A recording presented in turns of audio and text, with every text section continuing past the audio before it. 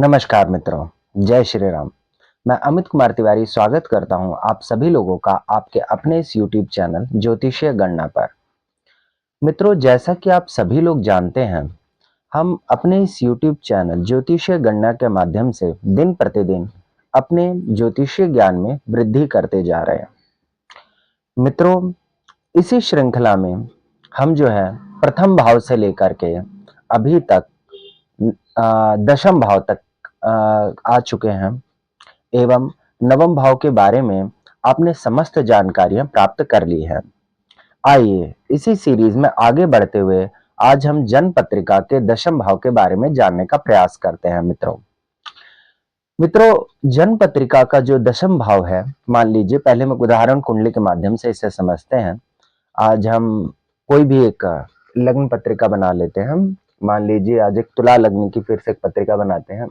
तो 7 नंबर से शुरू करते हैं। 7, 8, 9, 10, 11, 12, 1, 2, 3, 4, 5, 6।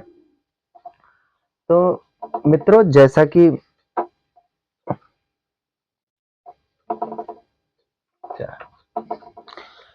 कि अगर आप लग्न से गिने तो 1, 2, 3, 4, 5, 6, 7, 8, 9, 10, ये जो हिस्सा होता है हमारी जन्म पत्रिका का दशम भाव होता है, 10वां हिस्सा जिसे कहते हैं हम।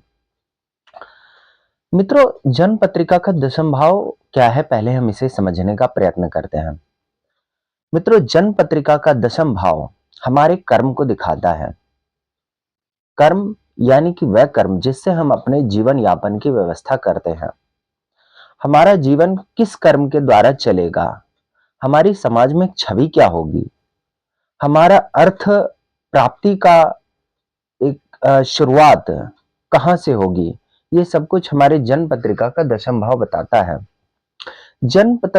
पत्रिका का जो ये दशम भाव है, ये आपके पिता को भी प्रदर्शित करता है। मित्रों, यहाँ पर कई ज्योतिषों में अपने विचार को लेकर मतभेद भी हैं। कई ज्योतिष इसको नवम भाव, पिता के भाव को नवम भाव से मानते हैं और कई ज्योतिष इसे दशम भाव से भी मानते हैं। जन्म पत्रिका का दशम भाव आपके द्वारा किए जा रहे कर्म को किस प्रकार से प्रारूपित करेगा, यहाँ पर बैठे हुए ग्रह आपको किस प्रकार का फल देंगे, वो लग्न पत्रिका का यही भाव निर्धारित करता है। यही भाव है जो आपके समाज में आपके यश, आपकी पदोन्नति, आपकी सरकारी नौकरी, आपके आपके पास धन आने का स्रोत, इन सभी चीजों का निर्धारण आपकी जन्म पत्रिका का दशम भाव ही करता है। मित्रों, जिस प्रकार कल मैंने आपसे वीडियो में नवम भाव को लेकर के बात करी एवं मैंने आपको बताया, जब नवम भाव को विस्तृत तौर पर अध्ययन किया जाता है तो नवमांश कुंडली बनाई जाती है, जहां पर आपके भाग्य को देखा जाता है। मित्रों, इसी प्रकार जब जन्म पत्रिका के 10वें स्थान को खोला जाता है, इसको विस्तृत अध्ययन किया जाता है, तो एक दशमांश पत्रिका बनती है जो कि आपके व्यापार, आपके कार्यस्थान, आपकी धन संचय की व्यवस्था, समाज में आपके कितने ज्यादा एक प्रतिभा होती है उसको, ये सभी चीज आपकी जन्म पत्रिका का दशम भाव ही निर्धारित करता है। मित्रों, जन्म पत्रिका का दशम भाव आपके जीवन में इसलिए भी अत्यंत महत्वपूर्ण हो जाता है क्योंकि यहीं से आपको यश और अपयश और साथ में आपके व्यापार की प्रभुता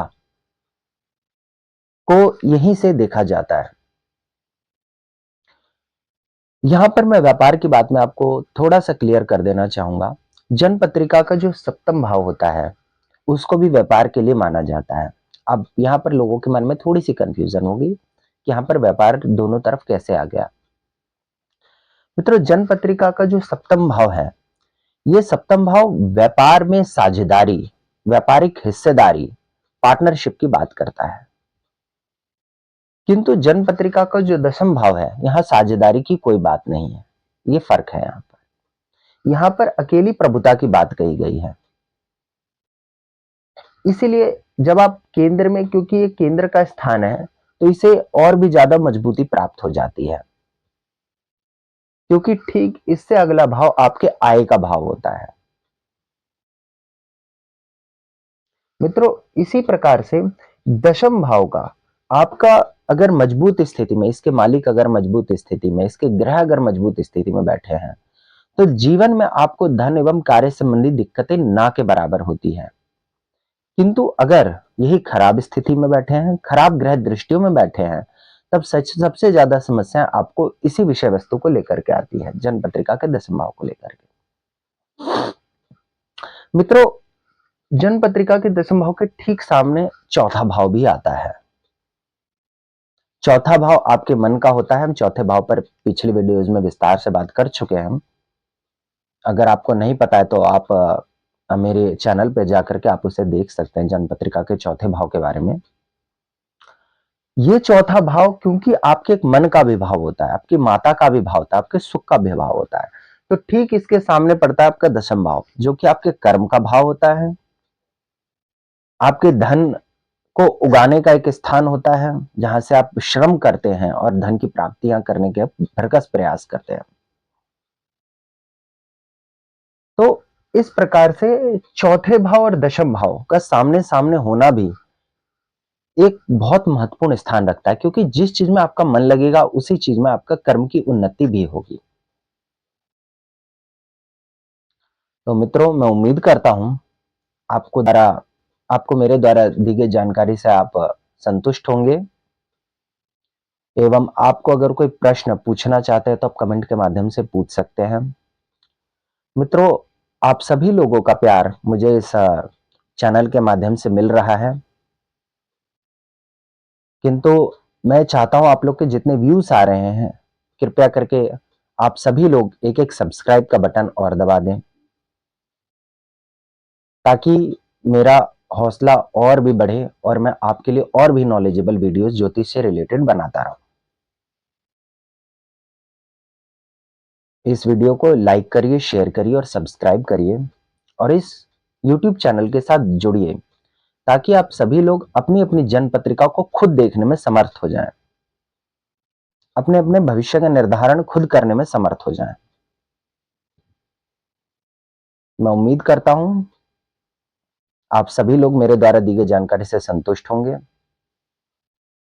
एवं सब्सक्राइब का बटन अवश्य दबाएं, बेल आइकन को जरूर दबाएं। आज के लिए इतना ही। बहुत बहुत धन्यवाद। नमस्कार। जय श्री राम।